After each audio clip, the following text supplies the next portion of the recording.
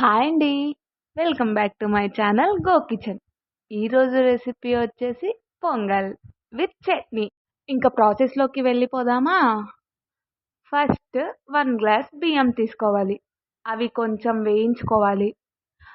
అలా వేయించుకున్న బియ్యాన్ని తీసి పక్కన పెట్టుకోవాలి. ఇప్పుడు పెసలు కూడా అలాగే వేయించుకొని 2 కలిపి 3 గ్లాసెస్ ఆఫ్ వాటర్ పోసుకొని అలా కొంచెం సేపు నానబెట్టుకొని పక్కన పెట్టుకోవాలి. ఇప్పుడు ఉల్లిగడ్డ, పచ్చిమిరపకాయలు, టొమాటో అన్ని ముక్కలుగా చేసుకొని పక్కన పెట్టుకోవాలి. ఇప్పుడు స్టవ్ వెలిగించుకొని లోతుగా ఉండే కడాయి పెట్టుకొని అది కొంచెం హీట్ అయ్యాక దాంట్లో 1 స్పూన్ ఆయిల్, ఇంకో స్పూన్ నెయ్యి వేసుకొని కొంచెం వేడి చేసుకోవాలి.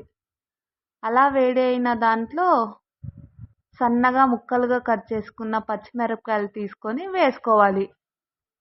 దాని తర్వాత తాలింపు దినుసులు కూడా వేసుకోవాలి. ఇప్పుడు మిరియాలు కొన్ని తీసుకొని కచ్చా పచ్చాగా దంచుకొని తాలింపులో వేసుకోవాలి. ఇప్పుడు నానబెట్టుకున్న బియ్యాన్ని తీసుకొని 3 టైమ్స్ వాష్ చేసుకొని మనం తాలింపు పెట్టుకున్న దాంట్లో వేసుకోవాలి.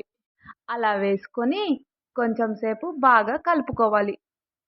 అది కొంచెం మగ్గుతుంది. మగ్గాక 6 గ్లాసెస్ ఆఫ్ వాటర్ పోసుకోవాలి. వాటర్ పోసుకొని బాగా కలుపుకొని ఇప్పుడు అందులోకి 1 టేబుల్ స్పూన్ రాళ్ళ ఉప్పు వేసుకోవాలి. ఇప్పుడు దానిపైన ప్లేట్ వేసి మంటని హై ఫ్లేమ్లో పెట్టుకోవాలి. పక్కన ఇంకో కడాయి పెట్టుకొని చట్నీ ప్రిపేర్ చేసుకుందాం. అందులోకి పచ్చిమిరపకాయలు వేసి అలాగే కొంచెం పచ్చి కొబ్బరి కూడా వేసుకోవాలి. అలా వేసుకున్న దాంట్లో 2 టేబుల్ స్పూన్స్ ఆయిల్ వేసుకోవాలి. ఆయిల్ వేసుకొని బాగా కలుపుకోవాలి. అవి కొంచెం రంగు మారాక అందులోకి మనం చిన్నగా కట్ చేసుకున్న ఉల్లిగడ్డ ముక్కలు వేసుకోవాలి. ఉల్లిగడ్డ ముక్కలు వేసుకొని కలుపుకోవాలి. తర్వాత అందులోకి కొంచెం కొత్తిమీర, అలాగే టమాటో ముక్కలు, అలాగే 1 టేబుల్ స్పూన్ రాళ్ళు ఉప్పు వేసుకొని కలుపుకొని ఒకసారి మూత పెట్టుకొని మగ్గించుకోవాలి. కొంచెం సేపు అయ్యాక మూత తీసుకొని చూస్తే టమాటో ముక్కలన్నీ బాగా మెత్తబడి ఉంటాయి. అలా మెత్తబడిన తర్వాత మనం స్టవ్ ఆఫ్ చేసుకొని దాన్ని పక్కన పెట్టుకోవాలి. ఇప్పుడు స్టవ్ వెలిగించి ఒక చిన్న ప్యాన్లో పల్లీలు వేయించుకోవాలి. పల్లీలు కొంచెం వేగాక అందులోనే 1 టేబుల్ స్పూన్ పుట్నాలు కూడా వేసుకోవాలి. అలా 2 వేగించుకొని చల్లారే వరకు పక్కన పెట్టుకోవాలి.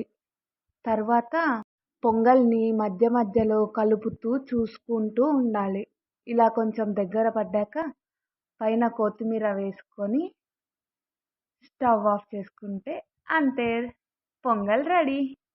ఇప్పుడు చట్నీ కోసం మిక్సీ జార్లో పల్లీలు, పుట్నాలు 2 కలిపి మిక్సీ వేసుకొని పక్కన పెట్టుకోవాలి. అందులోనే మనం మగ్గించుకున్న టొమాటో, ఉల్లిగడ్డ, పచ్చిమిరపకాయలు మిశ్రమాన్ని వేసుకొని మెత్తగా చట్నీ చేసుకోవాలి.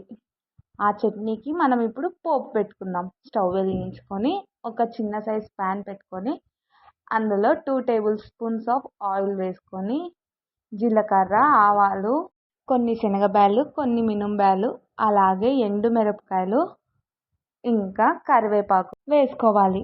కొంచెం సేపు అయ్యాక ఇలా రంగు మారుతాయి.